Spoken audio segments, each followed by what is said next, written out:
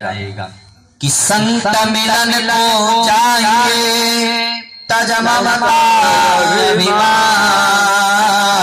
अजय वजयो पग आगे बढ़े कोटि न जग समान। कि महाराज अगर एक पैर बढ़ता है संतों के लिए मिलने के लिए तो समझिए तुलसीदास जी दर्शा रहे हैं कोटि यज्ञ के समान फल मिलता है। करोड़ों यज्ञ करने के बाद जितना फल मिलता है अगर सच्चा संत है अगर उसका दर्शन करते हैं तो उतना फल आपको मिल जाता है। यह बता रहे हैं संतों की इतनी महिमा है महाराज संसार में।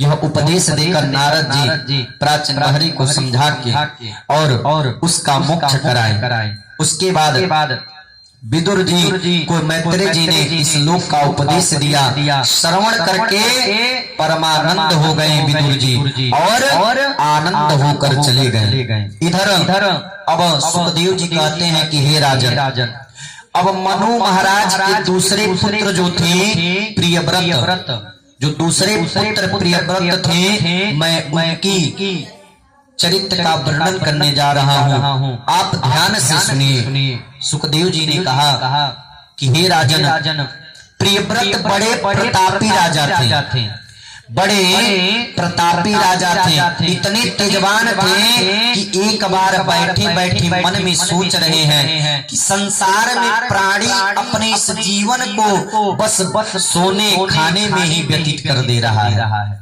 बस सोने खाने में ही अपना जीवन बर्बाद कर दे रहा है। आखिर यह क्यों दिन होता है, क्यों रात्रि होती है, यह सोचने लगे। जब प्रियव्रत यह सोच रहे हैं कि सो कर इंसान क्यों बर्बाद कर देता है अपना जीवन, तो इन्होंने ज्योतिर्मय रथ का सृजन किया। ज्योतिर्मय रथ का सृजन किया और यह निश्चय किया कि मैं अब पृथ्वी पर रात होने ही नहीं दूंगा, जिससे इंसान सोकर अपना जीवन बर्बाद नहीं करेगा। और उस ज्योतिर्मय रथ का सृजन करके पृथ्वी पर 7 दिनों तक रात्रि होने ही नहीं दी। 7 दिनों तक इतना प्रदक्षिणा घूमते रहे कि पृथ्वी पर रात्रि हुआ ही नहीं।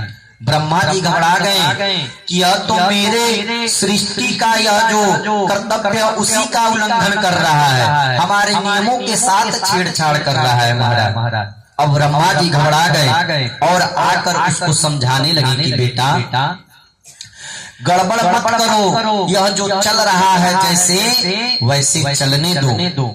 प्राकृतिक की कोई भी वस्तु व्यर्थ नहीं है, जो भी बना है उसका अपना अपना उपयोग है, अपना अपना उपयोग है। क्योंकि अगर सब्जी में चीनी डाला जाए तो वह स्वाद नहीं मिलेगा, चाय बनाना है उसमें अगर नमक डाला जाए तो वह स्वाद नहीं मिलेगा। ब्रह्मा जी समझा रहे हैं कि यह संसार में जो भी बना है यह प्राकृतिक जो भी इसका निर्माण हुआ है उसका अपना अपना एक कर्तव्य है महाराज। आप उसके साथ खिलवाड़ मत करिए। जब प्रियव्रत को ब्रह्मा जी ने समझाया तो उनकी समझ में प्रियव्रत के आ गया और वह अत्याचार जो कर रहा था उसको त्याग कर फल स्वरूप महाराज प्रियव्रत के द्वारा पृथ्वी की 7 द्वीप बनाए गए। 7 द्वीप बनाकर और 7 सागरों की रचना की। अंत में प्रियव्रत को वैराग्य हो गया। मन में प्रभु के प्रति इतना श्रद्धा जागा कि उनके मन में प्रभु के प्रति वैराग्य धारण हो गया।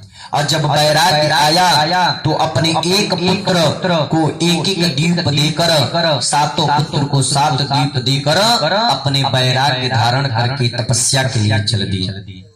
उसके बाद जब इनके जो पुत्र थे वह अधिपति बने। अधिपति बनने के बाद अपने पहले पुत्र को यह अग्नित जो दे, उनके 9 बेटे हुए और वह 9 बेटों को इस अजनाब खंड जम्बूद्वीप को 9 खंड में विभाजन कर दिया और 9 खंड में विभाजन करके यह 9 पुत्रों को बांट दिया। पहले खंड है अजनाब खंड, जिसके अधिपति बने महाराज नाभि, और वही नाभ मेरु देवी से विवाह किए। विवाह करके जब इनको कोई संतान नहीं हुआ तो पुत्रेष्टि यज्ञ किया। यज्ञ से भगवान प्रसन्न हुए और पूछे, बोलो क्या चाहते हो तुम? इतने गदगद हो गए, कुछ मांगने की इच्छा ही नहीं रहा हमारा। भगवान ने ब्राह्मण से कहा, भाई आप लोग बताओ आखिर यह यज्ञ क्यों किए हैं? इनकी इच्छा क्या है? इनके मन में क्या है? तो ब्राह्मणों ने कहा, महाराज अब हम क्या बताएं, इन्होंने तो यज्ञ कराया था संतान प्राप्ति के लिए, क्योंकि इनके पास कोई पुत्र नहीं है। यह संतान चाहते हैं, और संतान चाहते कैसे हैं? तो आप जैसा संतान चाहते हैं महाराज। यह कहने पर भगवान हंसने लगे, बोले आप ब्राह्मणों ने अगर वचन देकर यज्ञ कराया है तो आपकी बात मिथ्या नहीं जाएगी। मैं स्वयं बेटा बनकर आऊंगा और वही भगवान नाभि के पुत्र ऋषभदेव के रूप में प्रकट हुए। प्रेम से बोले ऋषभ भगवान की भगवान का ऋषभ अवतार हुआ। ऋषभ भगवान के तेज ओज से इंद्र को भी जलन होने लगा। इंद्र घबरा गया, इतना घबरा गया इंद्र की वर्षा उनके नगर में वर्षा करना बंद कर दिया। वर्षा ही बंद कर दिया। जब ऋषभ देव यह देखे कि हमारे लोगों में हाहाकार मच गया है, बारिश के नाते सूखा पड़ गया है, तो यह ऋषभ देव अपने प्रताप से अपने राज्य में बारिश करवा ली। और जब यह चीज देखा इंद्र, तो इंद्र लज्जित हो गया कि हमने तो इनका मर्यादाओं का उल्लंघन किया, इनके बातों का उल्लंघन करके इनके राज्य में हमने सूखा डाल दिया। यह लज्जित हो गया इंद्र, और लज्जित होकर अपनी पुत्री जयंती से इनका विवाह करा दिया।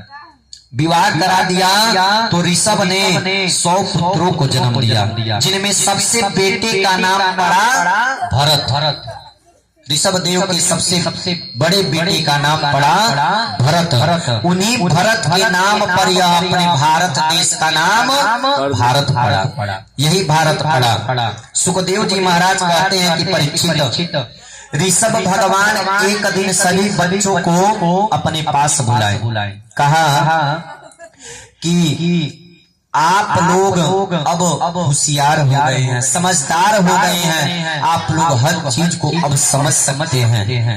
और ये संसार में 2 ही आनंद है, एक विषयानंद और एक ब्रह्मानंद।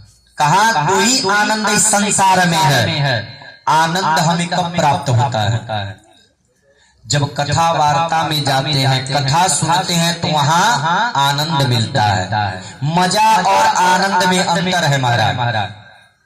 अगर हम कुछ खा रहे हैं, अच्छा स्वादिष्ट भोजन अगर है तो उसको कर रहे हैं, तो वहाँ आनंद की प्राप्ति होती है। भगवान का दर्शन कर रहे हैं, भगवान के रूपों का गुणगान सुन रहे हैं, तो वहाँ आनंद की प्राप्ति होती है। लेकिन अगर और कहीं जाते हैं, वहाँ आपको मजा आता है। कहते हैं मजा आ गया, तो मजा आता है, लेकिन आनंद की प्राप्ति नहीं होती।